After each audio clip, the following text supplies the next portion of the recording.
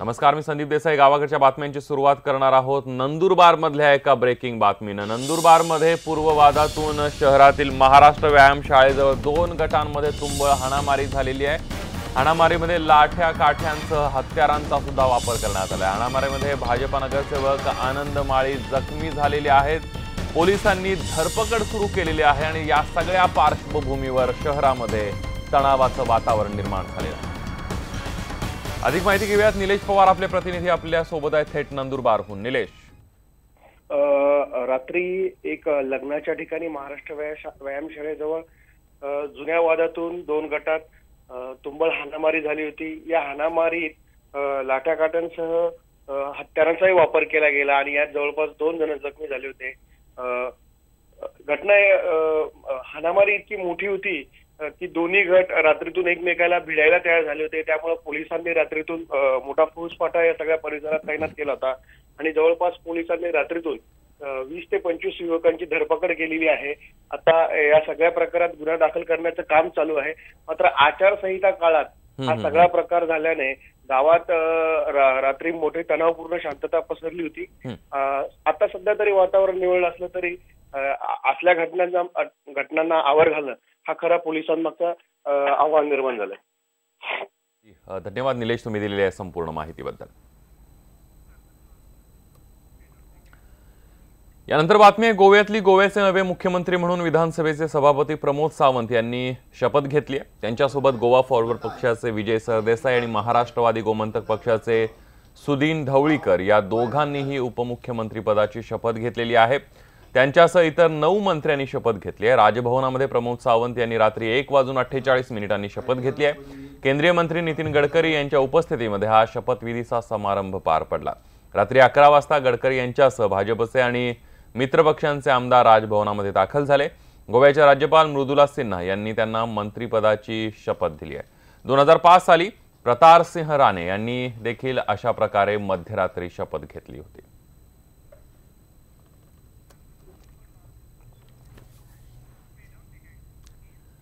देशाचे माजी संरक्षण मंत्री आणि गोव्याचे मुख्यमंत्री मनोहर पर्रीकर अनंतात विलीन झाले. अत्यंत साधी राहणी आणि उच्च विचारसरणी ही उक्ती आयुष्यभर काटेकोरपणे पाळणारा कर्मयोगी कायमचा विसावलाय. आपल्या लाडक्या नेत्याला अखेरचा निरोप देण्यासाठी राजकीय नेत्यांपासून सर्वसामान्य नागरिकांनीही मोठी गर्दी केली होती.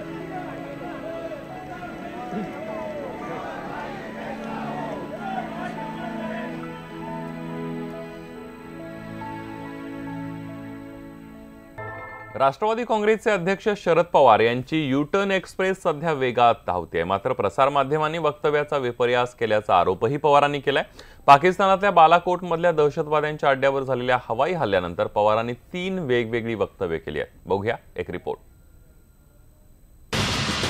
पवारांचं प्रसार माध्यमांवर खापर. हवाई हल्ल्यानंतर पवारांचं हवाई वक्तव्य. केंद्राच्या धोरणास संमती दिल्याचा टन. हवाई हल्ल्याचा सल्ला दिल्याचाही दावा. आधी हवाई हल्ल्याचे मागितले पुरावे. शरद पवारांचं नेमकं कोणतं वक्तव्य खरं?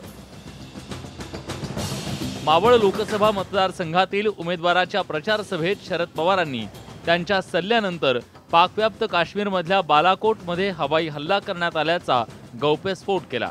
त्या हल्ल्यात जैश ए मोहम्मदचा तळ उद्ध्वस्त करण्यात आला. मात्र आता शरद पवारांनी युटर्न घेतलाय. शरद पवारांनी फेसबुकवर टाकलेल्या पोस्टवर पाकव्याप्त काश्मीरमधील बालाकोट आणि इतर ठिकाणचे दहशतवाद्यांचे अड्डे हवाई बॉम्ब हल्ल्यानं नष्ट करावेत असा सल्ला मी दिल्याचा प्रसारमाध्यमांनी उल्लेख केलाय. परंतु तो माझ्या वक्तव्याचा विपर्यास आहे. मी सदर बैठकीत सल्ला दिला नसून केंद्र सरकारच्या या संदर्भातील धोरणाला माझ्यासह सर्व राजकीय पक्षप्रमुखांनी संमती दिली अशा प्रकारची पोस्ट टाकून पवारांनी युटर्न घेतलाय. मावळमधल्या सभेत शरद पवारांनी नेमकं काय म्हटलं होतं तेही पाहूया. काय करावं याची चर्चा करण्याचं कारण नाही.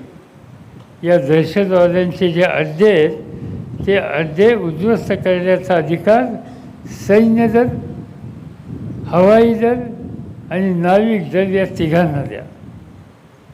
पूर्ण अधिकार त्यांना द्या. त्याला हव्या त्या वेळेला, हव्या त्या पद्धतीनं, हव्या त्या टोकापर्यंत हे उद्ध्वस्त करा. हा फक्त आदेश त्यांना द्या.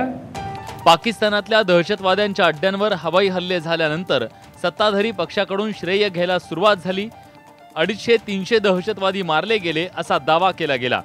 त्यावेळी राहुल गांधी, ममता बॅनर्जी, महबूबा मुफ्ती, शरद पवार यांच्यासह अनेक नेत्यांनी पुराव्याची मागणी केली. परंतु अमित शहा संरक्षण विषयक प्रश्नाच्या संदर्भात आणि तिथे जे काही बलिदान झालं त्या संबंधाचं अधिकृत स्टेटमेंट करण्याच्या स्थितीला कशी जाऊन पोहोचते याचं मला आश्चर्य आहे. शरद पवार हे अत्यंत चाणाक्ष नेते आहेत. मात्र एकाच मुद्द्यावर त्यांनी घेतलेल्या वेगवेगळ्या भूमिका आणि युटर्न हे ठरवून तर केलं नाही ना, असा सवाल उपस्थित होतोय. कारण निवडणुकीच्या काळातली ही एखादी चाल असण्याची शक्यता नाकारता येत नाही.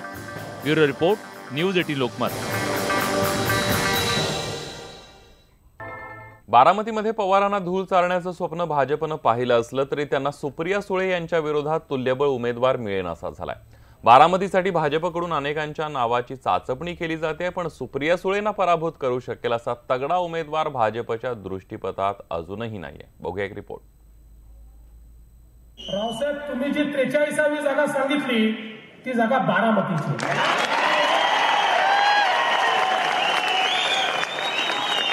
बारामती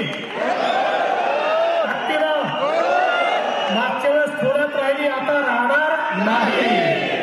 बारामती वाले बारामती जीतते हैं तभी 45 का आंकड़ा फिट होता है. अशा पद्धतीनं मुख्यमंत्री आणि अमित शहांनी मोठ्या भीमराणा देवी थाटात भाजपचं मिशन बारामती जाहीर केलं खरं, पण अद्यापही त्यांना तुल्यबळाचा उमेदवारच मिळालेला नाहीये. आधी रंजना कुल, मग बाळासाहेब गावडे, संगीताराजे निंबाळकर, बाबाराजे जाधव आणि आता संजय काकडे यांच्या पत्नी उषा काकडे अशी बरीचशी नावं भाजपनं चाचपून पाहिली आहेत. मात्र अजूनही सुप्रिया सुळे यांच्या समोर तगडं आव्हान उभं करेल असा तुल्यबळ उमेदवार भाजपला मिळालेला नाहीये. म्हणूनच भाजपनं आता आमदार लक्ष्मण जगताप यांची कन्या ऐश्वर्या जगताप रेणुसे यांनाही गळ घातल्याचं कळतंय, पण निर्णय काही झालेला नाही. बारामतीसह राज्यातल्या 48 जागा जिंकायला निघालेल्या भाजपला निवडणूक तोंडावरती आली तरी सुप्रिया सुळेंच्या विरोधामध्ये लढायला उमेदवार सापडत नाहीये. एक ना धड भाराभर चिंध्या अशीच भाजपच्या उमेदवारांची गत झाली. याचं कारण आर्थिकदृष्ट्या सबल असलेला आणि पवारांच्या विरोधातल्या मतांची मोड बांधू शकणारा उमेदवार अजूनही भाजपला सापडत नाहीये.